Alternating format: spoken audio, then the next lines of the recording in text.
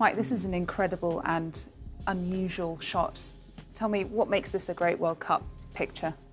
Well, the fact that it's Lionel Messi, who is probably regarded as the best footballer at that World Cup. This was shot at about 1/8 of a second, which is very, very slow, and it's a technique where you pan the camera with the player, so he's basically in the same part of the frame as you move with him, so you get this effect where he's kind of frozen, everything else is blurred around him. It gives that sense of speed. It was in one of the qualifying round games very early in the tournament at Johannesburg, and that kind of enabled me to play around a bit, try to be a bit more experimental. And how many attempts did it take you before you were able to get this? He's got to be running sort of across the frame in a particular direction, so I had a couple of attempts earlier, it didn't really work, but then luckily he did have a good run down the wing. There's a certain element of luck, because a lot of the frames are just a complete mess and blur, but the key thing you're trying to do is freeze his head, and we're quite lucky that the ball looks fairly frozen as well.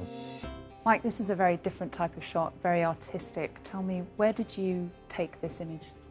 This was in a township somewhere between Rustenburg and Johannesburg. So I followed him over, and these children were just magnificent. They were the happiest children I've ever seen in my life. They literally had nothing. Initially they were playing up to the camera, and then they just ignored us and carried on playing football.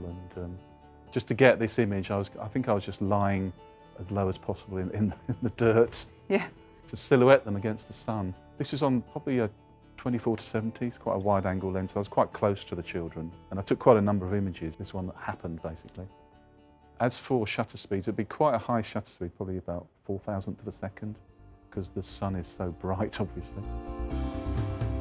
It's not just about the play that happens on the field, it's about the atmosphere and the people that make that World Cup as well, isn't it? How often do you go looking for those kind of images throughout the World Cup? Oh, every day. If you're not assigned to a game, where if you're at the game, you're not only photographing the game, you're outside doing fans arriving, the whole atmosphere. If you're not doing that, then you're taking iconic images of the country. There's an insatiable appetite from the world's media for these images.